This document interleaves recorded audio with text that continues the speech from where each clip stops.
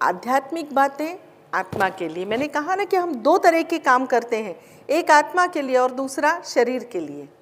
शरीर आया तो शरीर के आसपास के रिश्तेदार आए, शरीर आया तो आसपास का समाज आया, शरीर है तो देश है, शरीर है तो दुनिया है। तो हमें बिल्कुल पास से शुरुआत करें तो सबसे पहले इस देह का भी कार्य करना है, अर्थात देह के लिए जो भी आवश्यक है वो सब खाना पीना, व्यायाम और जो भी कार्य करने हैं वो करेंगे शरीर के लिए। शरीर से थोड़ा सा आगे चलते हैं तो परिवारजनों के लिए करना है। परिवारजनों के लिए सिर्फ खाना खिलाना काफ़ी नहीं है। देखिए, माँ की नैतिक जिम्मेदारी केवल इतनी भर नहीं है कि जन्म दे दिया, खाना खिला दिया, बच्चे को बड़ा कर दिया, मतलब शरीर, उससे भी अधिक महत्वपूर्ण है हमने बच्चे को क्या संस्कार दिए। इस चीज़ की कहीं ना कहीं अब मैं थोड़ी कमी महसूस करती हूँ। अब इसलिए कह रही हूँ क्योंकि मैं देख पा रही हूँ कि बच्चे अधिक समय स्कूल में, कोचिंग क्लास में, बचा खुचा समय कंप्यूटर, लैपटॉप, मोबाइल और टीवी, इस पे अधिक होते हैं। लेकिन जो चर्चा होनी चाहिए, जो बातें होनी चाहिए, जो संवाद होना चाहिए, वो संवाद नहीं हो पाता। और संवाद नहीं हो पाता तो संस्कार कैसे होंगे? तो संस्कार सिर्फ बोल के नहीं होते हैं, संस्कार आपके अपने व्यवहार से भी होते हैं। तो अभी आज की आवश्यकता क्या है? संवाद और अपना स्वयं का व्यवहार, इन दो बातों पे आप फोकस कीजिए। संवाद दो तरह का, आपका अपनी आत्मा से संवाद, संवाद आपका अपने परिवारजनों से, अपने बच्चों से, अपने घर के बड़े बुजुर्गों से और अपने जीवन साथी से। सभी के साथ आपका संवाद होना चाहिए। संवाद के बिना कुछ नहीं हो सकता। आपकी आत्मा से आपका संवाद आपकी आध्यात्मिक प्रगति कराएगा। आपके देह से जुड़े रिश्तेदार यानी परिवारजन, आपके मित्र, आपके सहयोगी, आपके सहकर्मी और आपका समाज, ये भी उसी में आता है। आप यदि अपने बच्चे को अच्छे से तैयार करते हैं तो आने वाले पीढ़ी को तैयार कर रहे हैं। बच्चे को संस्कार दीजिए। केवल भोजन देना काफ़ी नहीं है, स्कूल में पढ़ा देना काफ़ी नहीं है। गुरुदेव कहते हैं, वैसे आपने एक बहुत अच्छा डॉक्टर बना दिया अपने बेटे को, बहुत अच्छा इंजीनियर बना दिया अपने बच्चे को, बहुत ब्रिलियंट है, बहुत जीनियस है, लेकिन उसके अंदर की आत्मा को जागृत नहीं कर पाए तो आपका किया गया प्रयास, चाहे वो भोजन के रूप में था, चाहे वो पढ़ाई के रूप में था, वो सारा व्यर्थ जाएगा। क्यों? क्योंकि कल को आप एक भ्रष्ट नागरिक समाज को दे रहे हैं। ये नागरिक केवल अपने देश का नहीं है, ये नागरिक विश्व का है। तो विश्व निर्माण में आपकी तरफ से आपने जो भी बच्चा दिया वो कैसा था, उस और भी ध्यान दीजिए। बच्चों के साथ संवाद रखिए, सभी के साथ बोलते रहिए और साथ ही साथ अपनी आत्मा के साथ अवश्य बोलते रहिए। आप सोच रहे होंगे भी आत्मा के साथ कब बात करें? गुरु माँ इतना बिजी होते हैं, गुरु माँ को बताने की ज़रूरत नहीं, क्योंकि गुरु माँ स्वयं भी, मैं स्वयं वर्किंग वुमन रही हूँ, कार्य करती रही, नौकरी करती रही, नौकरी पेशा थी, घर परिवार था। मैं आपकी व्यथा भी समझ सकती हूँ, लेकिन उसका रास्ता भी बता सकती हूँ। ईश्वर ने ना मुझे सब परिस्थितियों से निकाला। क्यों निकाला? ताकि सारी परिस्थितियों के मार्ग खोज सकें। तो जब आप खाना बनाती हैं, वो बहुत अच्छा समय है जब आप अपनी आत्मा से बात कर सकती हैं। उस समय बस आपके आसपास कोई नहीं होना चाहिए। कोई नहीं होना चाहिए से अर्थ हमारे यहाँ का तो नियम है, खाना बनाते तो अकेली बनाती हूँ, मैं बनाऊँगी तो भी अकेली, बहू बनाएगी तो भी अकेली बनाती है। तो रसोई घर में अग्नि के समक्ष आप अकेले हैं ना, तो आपका शुद्धिकरण भी होता है। कोई दूसरा होता है तो हम बातों में उलझते हैं। बातें किसकी होती हैं? किसी तीसरे के विषय में होती हैं या किसी भी विषय में होती हैं। तो बातें करते समय अच्छी एनर्जी भी भोजन में नहीं जाती। तो जब हम अकेले होते हैं, एकांत में होते हैं, तो हमारे पास समय होता है हम अपनी आत्मा से संवाद करें। तो आप अपना कार्य भी करते रहें, आत्मा से संवाद भी आपका चलता रहे, तो आपका कार्य भी होता रहेगा और आपके पास काफ़ी समय होगा जब आप आत्मा से संवाद करें। आत्मा से संवाद का अर्थ ये थोड़ी होता है कि ऐसे करके बैठ गए और अब मेरा आत्मा से संवाद चल रहा है, नहीं। बल्कि आप अपने शरीर से बिजी होंगे ना, तो ब्रेन अपना काम करेगा, जो हमारा दिमाग है वो अपना काम करेगा। आप कभी हाथ नहीं, आप कितने भी वो करते रहो, आपकी रोटी भी बनती रहेगी और आपका संवाद आत्मा से भी चलता रहेगा। तो और यदि आपको थोड़ा सा भी लिखने विखने का शौक़ है ना, कविता गीत लिखने की शौक़ है, इससे अच्छी तो कोई साथी नहीं हो सकता। एक कागज़ और एक पेन रखा करिए बाजू में, तो क्या होता है, अच्छे अच्छे विचार आए, कुछ भी कविता ही लिखो ऐसे नहीं, कुछ भी अच्छे, तो क्या होता है जब आप सकारात्मक विचार, कुछ भी अच्छा विचार आया आप उसके ऊपर नोट कर दो, तो क्या होगा, उसी विचार का आप चिंतन मनन करते हुए आपकी रोटियां बनाओ, कितने अच्छे एनर्जी के साथ आपकी रोटी बनेगी, कितने अच्छे एनर्जी के साथ आपका खाना बनेगा। और आपका खाना कब बन गया आपको पता भी नहीं चलेगा, थकान भी नहीं लगेगी, सारा कार्य हो जाएगा अच्छी एनर्जी के साथ। तो आप किस तरह से अपने आप को आत्मा के साथ में समरस रख सकते हो, ये तो इस तरह से एक तरीका हुआ। दूसरा मैंने कहा, ईश्वर के पास जो उनकी श्रेष्ठ कृति थी वो हमने मांगी। श्रेष्ठ कृति स्त्री थी, उसका कारण बताती हूँ कि श्रेष्ठ क्यों है। इसलिए नहीं कि वो उसके पास बहुत भाव हैं, इसलिए नहीं कि उसके अंदर वो गुणों की खान है। तो सारे पुरुषों में भी स्त्रियों में भी सब समान है। क्या पुरुषों में भाव नहीं होता क्या? सभी कुछ होता है सबके पास, सिर्फ पुरुषों के पास एक्सप्रेशन थोड़ा कम होता है।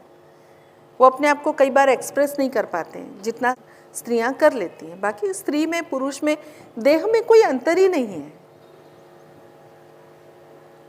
किंतु श्रेष्ठ कृति इसलिए कहा, एक बार गुरुदेव से चर्चा हो रही थी, मोक्ष के विषय में चर्चा चल रही थी। तो स्वामी जी कई बार चर्चा कर चुके कि मोक्ष की स्थिति यानी कौन सी स्थिति, कि जब हम देह में हैं भी और नहीं भी, यानी देह से हम किसी चीज़ से मोह से बंधे नहीं हैं, तो वो मोक्ष की स्थिति। जब किसी चीज़ से कोई फर्क नहीं पड़ता, वो मोक्ष की स्थिति। तो उनसे चर्चा हो रही थी, तो गुरुदेव ने एक बात बताई, उनका भी अपना ऑब्जर्वेशन था, अवलोकन था उनका। उन्होंने कहा कि स्त्रियों को मोक्ष की स्थिति पाना ज़्यादा आसान है यदि हम तुलना करते हैं पुरुषों से। तो क्योंकि देखिए, सारे भावों से धीरे धीरे धीरे करके जैसे जैसे उम्र बढ़ती है, वैसे वैसे किन्हीं किन्हीं चीज़ों से हम धीरे धीरे विरक्त होते चलते हैं। विशेष तौर पे जिन लोगों की उम्र अभी 40-50 के आसपास है, तो वो महसूस करते होंगे कि धीरे धीरे किन्हीं बातों में से तो आप अपने आप को मुक्त कर पाए होंगे। यदि नहीं कर पाए तो करना शुरू कीजिए। तो जैसे जैसे उम्र बढ़ती है, जैसे बच्चे बड़े हो गए, उदाहरण देती हूँ आपको कि जैसे बच्चा छोटा था तो आपको बिल्कुल उसके सब शुशु पॉटी सब देखनी पड़ती थी कि उसने अपने कपड़े गीले किए हैं, कपड़े बदलो, अरे वो गंदा हो गया है उसको नहलाओ, अरे भूखी है उसको खाना खिलाना है। क्यों? क्योंकि छोटी है, छोटा है। थोड़ा सा बड़ा हो गया, खुद से नहा लेता है, खुद से कपड़े पहन लेता है, खुद से खाना खा लेती है, तो आप उसमें से विरक्त हुए या नहीं हुए? कि अब आपको उसके कपड़े देखने पड़ते? नहीं, वो स्वयं चेंज कर लेती है, कर लेता है। अभी आपको उसको परोसना ही पड़ता है क्या? वो ये खुद से खा लेते हैं, तो बड़े हो गए भी वो खुद से खा भी लेते हैं, तो आप उसमें से विरक्त हुए। यानी अपनी विरक्ति कहाँ कहाँ है, उन पादानों को समझो। और समझो इसलिए कि उसको पालन कर सको। यदि आज भी आप चिंता करती हैं कि अरे मेरी बच्ची भूखी है, अब यदि 8-10 साल की बच्ची भूखी है, उसको पता है भोजन कहाँ है, तब भी वो भूखी बैठी है और तब भी आपको परोसना पड़ता है, तो ये गलती आपकी। क्यों? क्योंकि आपने उसे सिर पे चढ़ा के रखा है कि बेटा तू आएगी तब मैं तुझे परोसूंगी, तब तू खाना, जब तू आएगा तब मैं तुझे परोसूंगी, तभी तू खाना। क्यों भाई? भोजन बना के रखा है, भोजन करने के समय यदि वो नहीं था तो देर से आए, कोई बात नहीं ना, खुद से लेकर के खा लो। बल्कि इस उम्र में तो बच्चों ने माता पिता की सहायता करने लगना चाहिए थोड़ी थोड़ी। ये नहीं कहती हूँ कि सीधा आकर के रसोई घर में उन्होंने खाना बनाना शुरू करना चाहिए, लेकिन उन्हें भी थोड़ा स्वावलंबी बनाइए। आपके ऊपर डिपेंड मत करने दीजिए, आप परावलंबी मत बनाइए उनको, तब आप थोड़ा सा उसमें से मुक्त होंगी। थोड़ा उसमें से मुक्त हुए, थोड़े और बड़े हो गए बच्चे, अब पढ़ने लगे हैं, खुद से पढ़ने लगे। मुझे अभी भी याद है जब बच्चे 5वीं पास करके 6ठी में आए ना, तो गुरुदेव ने मुझे बहुत एकदम कड़क शब्दों में कहा था, खबरदार अब तू पढ़ाने बैठी तो। अब मैं स्वयं शिक्षिका थी, मुझे तो ऐसे लगा अरे मतलब मेरी ना दोहरी पिटाई थी। पिटाई से मतलब क्या कि अब मैं, गुरुदेव ने कहा है तो मुझे तो सुनना ही है, उन्होंने कहा नहीं पढ़ाना है मतलब नहीं पढ़ाना है, और तू कुछ कहेगी भी नहीं कि पढ़ने बैठ। अब ये तो इससे भी बड़ी, देखो सामने वो बच्चे खेल रहे हैं परीक्षा का समय, ऐसे कैसे नहीं बोलना। वो मुझे अभी भी याद है कि बड़ा बेटा वो 7वीं में पढ़ता था, वार्षिक परीक्षा थी, एनुअल एग्जाम, और वो खिड़की से ऐसे ऐसे देख रहा है। क्या देख रहे हैं? मैं देख रहा हूँ कोई खेलने नहीं आया अभी तक। यानी सारे बच्चे अपने घरों में बैठ कर के पढ़ाई कर रहे हैं, लेकिन ये महाराज वो सोच रहे हैं कि कोई खेलने नहीं आया अभी तक, मैं किसके साथ खेलूंगा। लेकिन तब भी मैं चुप रहूंगी क्योंकि गुरुदेव ने कहा है। तो मैंने सिर्फ उन्होंने जो कहा उस चीज़ को माना और कुछ नहीं किया। और दोहरी पिटाई जो बात की वो इसलिए क्योंकि मैं स्वयं शिक्षिका थी स्कूल में, मेरे ही स्कूल में बच्चे पढ़ते थे और मुझे रोज ताने सुनने पड़ते थे, क्योंकि शिक्षक शिक्षिकाएं बोलते थे क्या रे तूने पढ़ाना छोड़ दिया क्या, पहले टॉप 5 में आता था आजकल तो बॉटम 5 में आता है, क्यों नहीं पढ़ाती, देख वो आजकल कैसा हो गया है, आजकल तो उसका पढ़ने में मन नहीं लगता, जब कक्षा में पढ़ाते हैं वो आसमान देखता है। तो नहीं पढ़ेगा, वो पढ़ेगा। मन में प्रार्थना करती स्वामी जी आपने मेरे को बोला है, अभी आप ही संभालो उसको, आप ही उसको बुद्धि दो, मैं क्या करूं, आपने मुझे मना किया है। और प्रैक्टिकली ये कितनी गलत बात लगती है कि बच्चा खेल रहा है परीक्षा के दिन और मेरे को बोलने का भी नहीं है कि तू पढ़।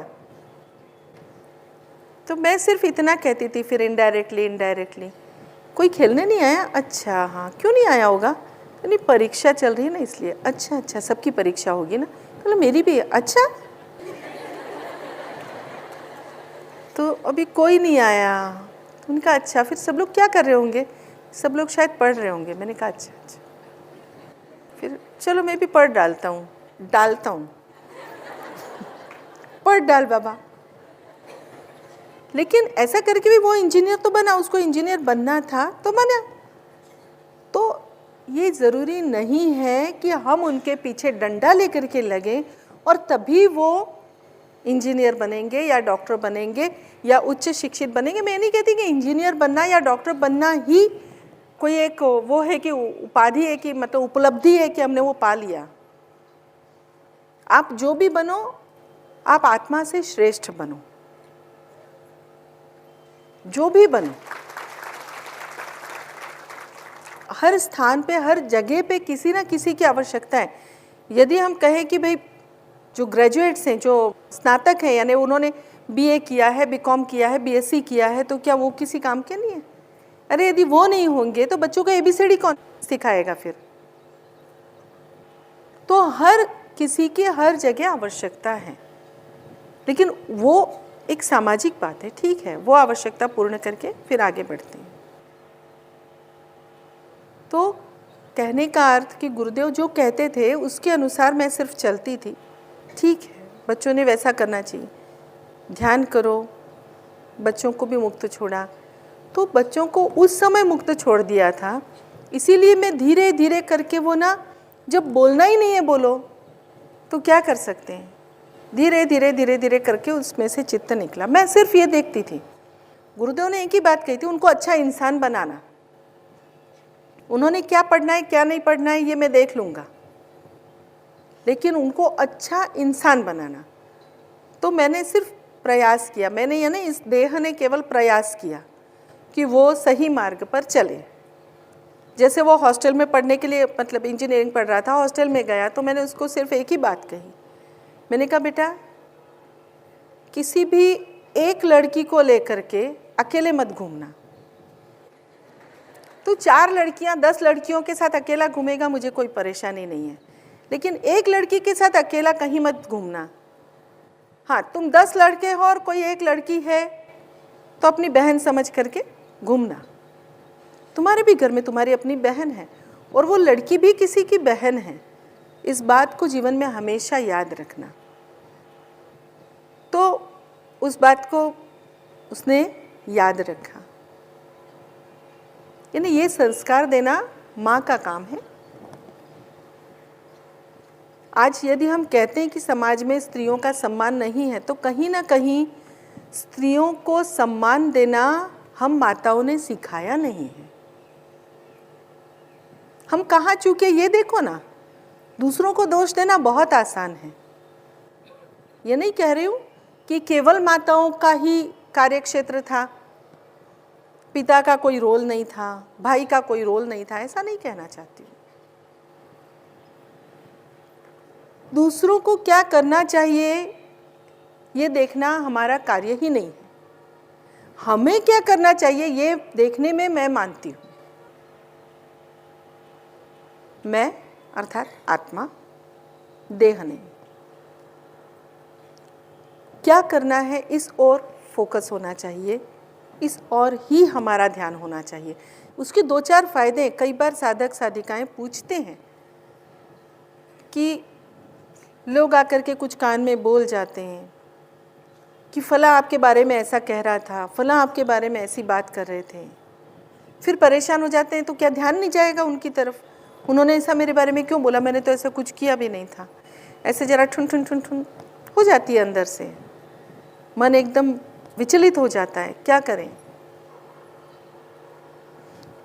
तो ऐसा आप ही के साथ होता है, ऐसा नहीं है। कभी भी मत सोचिए कि ऐसा आप ही के साथ होता है। ऐसा सबके साथ होता है, सभी के साथ। सभी में सब शामिल हैं, सबके साथ होता है। लेकिन इसी के लिए ईश्वर ने 2 कान दिए। इसके बीच में से एक एक्सप्रेस हाईवे बना दीजिए ना।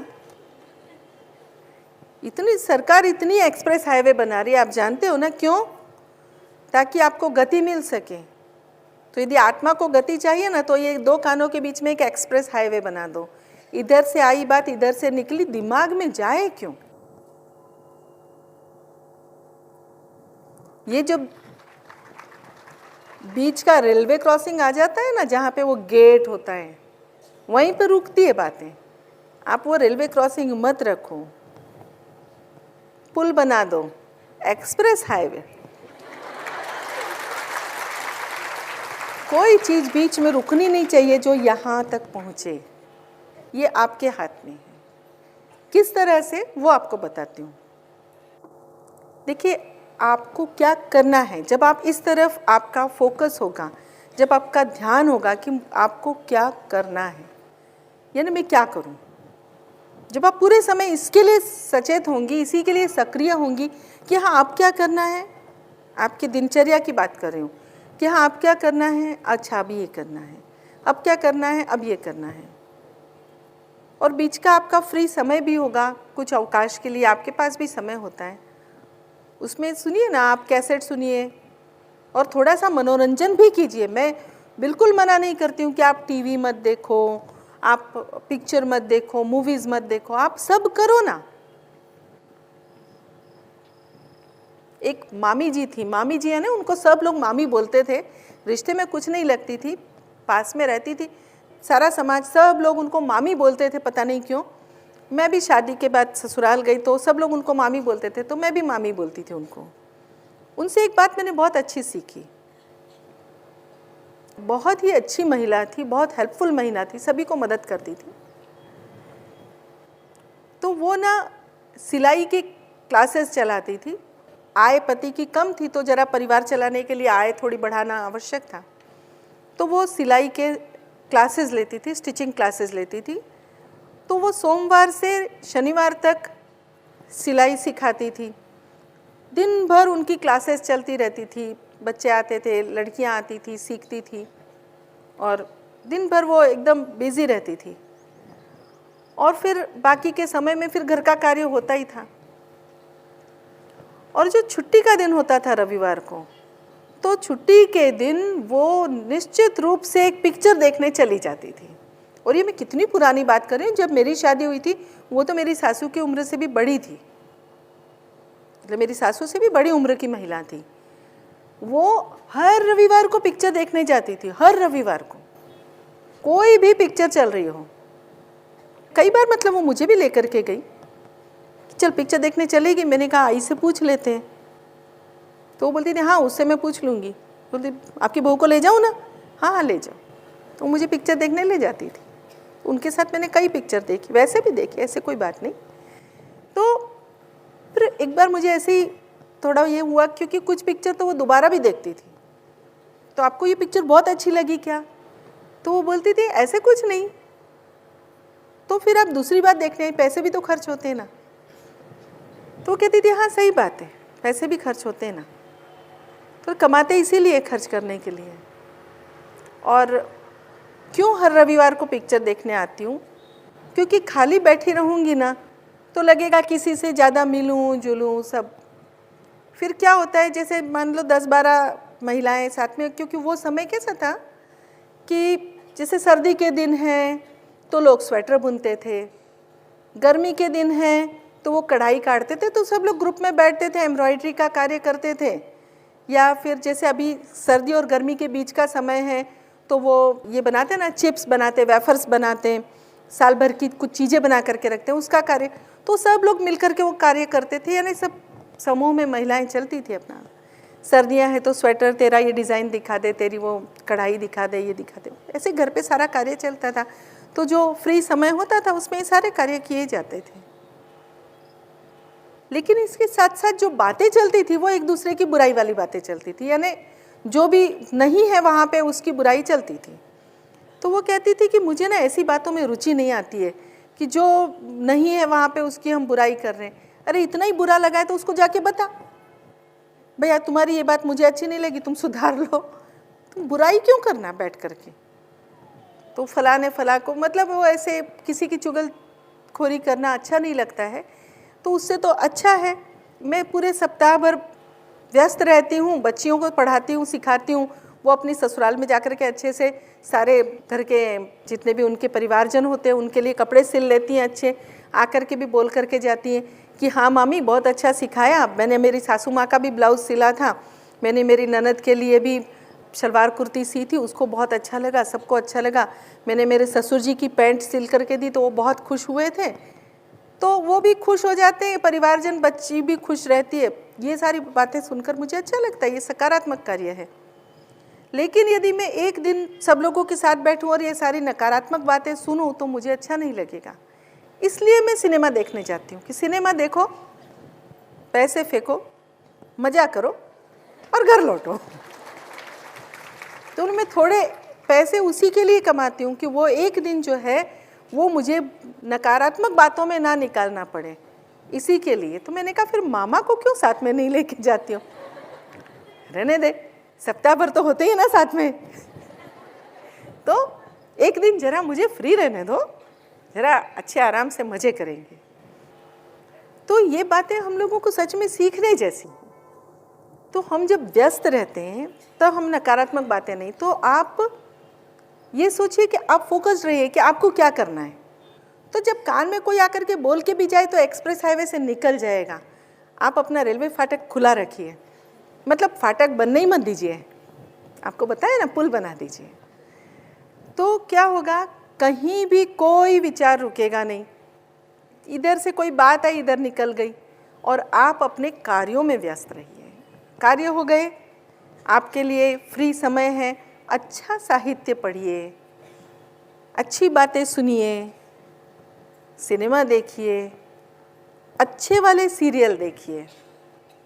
मैं किसी चीज़ का परहेज नहीं कहूँगी, मैं स्वयं भी सब देखती हूँ, लेकिन जहाँ गड़बड़ी शुरू होती है, मैं टीवी सीरियल्स की बात कर रही हूँ, जहाँ उसमें षड्यंत्र वड्यंत्र शुरू हुए, बंद करो, दूसरा कुछ देखो।